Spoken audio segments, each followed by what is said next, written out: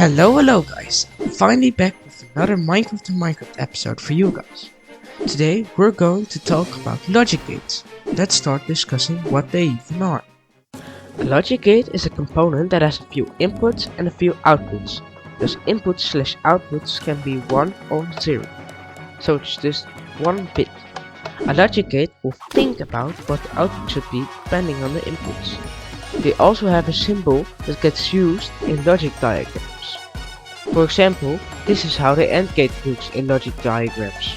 The purpose of these logic gates is that you can put them behind one another and that you make complex circuits like an adder. All logic circuits and logic gates also have something called a truth table.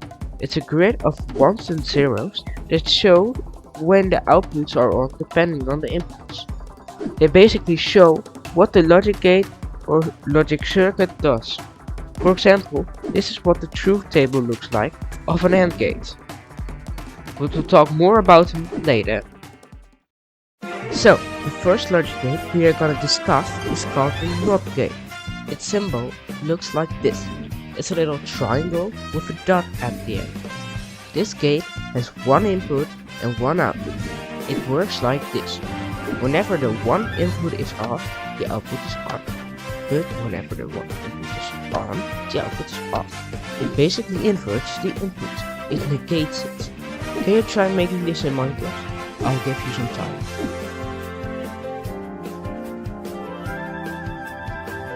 Okay, so this is where I came up with. It's a lever connected to a torch. Neat. The next gate is called the OR gate.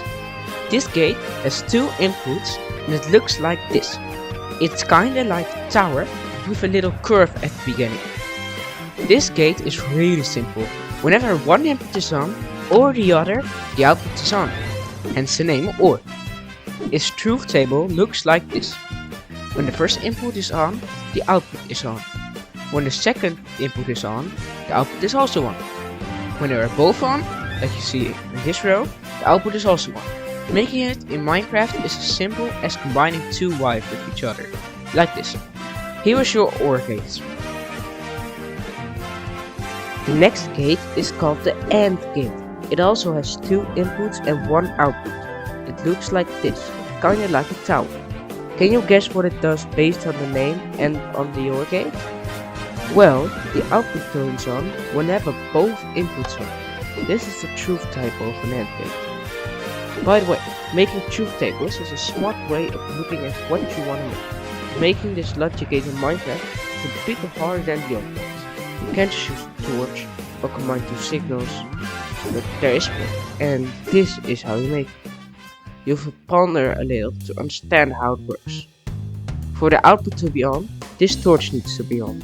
This torch is on whenever this dust is off, and this dust is off whenever both of these torches are off, and both of these torches are off whenever both of these inputs are on. That's how this logic gate works. Those are the first 3 gates. We can try making some more while connecting these gates. We're gonna make another logic gate called the XNOR gate. For this gate, we want the output to be on when one input is on, but not both. Let's start with an OR gate. So, when one input is on, the output will be on, but when both inputs are on, the output should be off, and it is not doing it. So we also want to add another AND gate, and another AND gate with a NOT gate at the end. So this is A or B, and not A and B.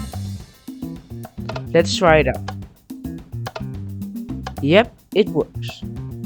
Now, let's try making this in Minecraft.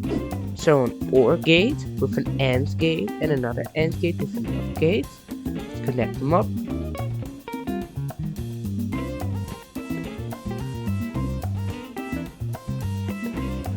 Yep, it works. There's one problem with this design, and that is that it's massive. There are way smaller designs that work very differently. These are Minecraft specific designs, so they won't work in real life. This is a design that uses a few torches. I'm not sure how it works. This is another design that I always use. There's also this design, but I don't really use this one because it gives off a low signal strength. The next 3 gates are also a combination of the previous gates. The NOR gate is just an OR gate with a NOT gate at the end. The NAND gate is just an AND gate with a NOT gate at the end. And the XNOR gate is an XOR gate with a NOT gate at the end. We can make a NOR gate with an OR gate with a torch at the end. And the same for the XOR gate. But for the AND gate, we can just take the AND gate and remove the final torch, because otherwise we'll have 2 inversions back to back, and we can just remove those inversions and we'll get the same result. This is how they do. They are basically the previous versions but with a little dot at the end, just like in the NOT gate. That's because the dot means it is inverted.